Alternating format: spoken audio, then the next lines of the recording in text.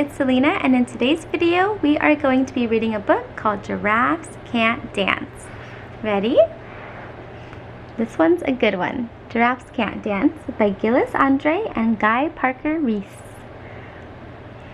Gerald was a tall giraffe whose neck was long and slim, but his knees were awfully crooked and his legs were rather thin.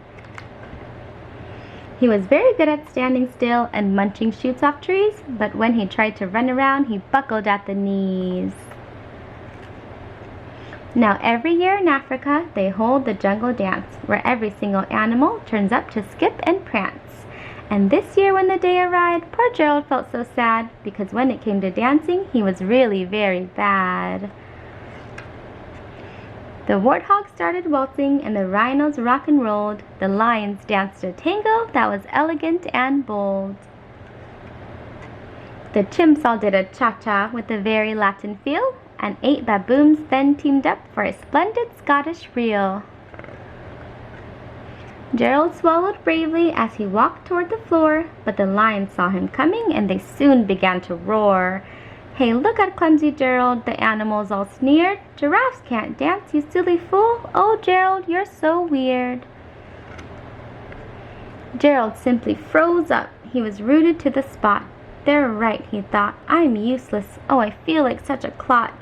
So he crept off from the dance floor and he started walking home. He never felt so sad before, so sad and so alone. Then he found a little clearing and he looked up at the sky. "The moon can be so beautiful," he whispered with a sigh. "Excuse me," coughed a cricket who'd seen Gerald earlier on, "but sometimes when you're different, you just need a different song. Listen to the swaying grass and listen to the trees. To me, the sweetest music is the branches in the breeze. So imagine that the lovely moon is playing just for you. Everything makes music if you really want it to." With that, the cricket smiled and picked up his violin. Then Gerald felt his body do the most amazing thing. His hooves have started shuffling, making circles in the ground. His neck was gently swaying and his tail was swishing round. He threw his legs out sideways and he swung them everywhere. Then he did a backward somersault and leapt up in the air. Gerald felt so wonderful. His mouth was open wide. "I am dancing! Yes, I'm dancing! I am dancing!" Gerald cried. Then one by one, each animal who'd been there at the dance arrived while Gerald boogied on and watched him quite entranced. They shouted, "It's a miracle! We must be in a dream! Gerald's the best dancer that we've ever seen!"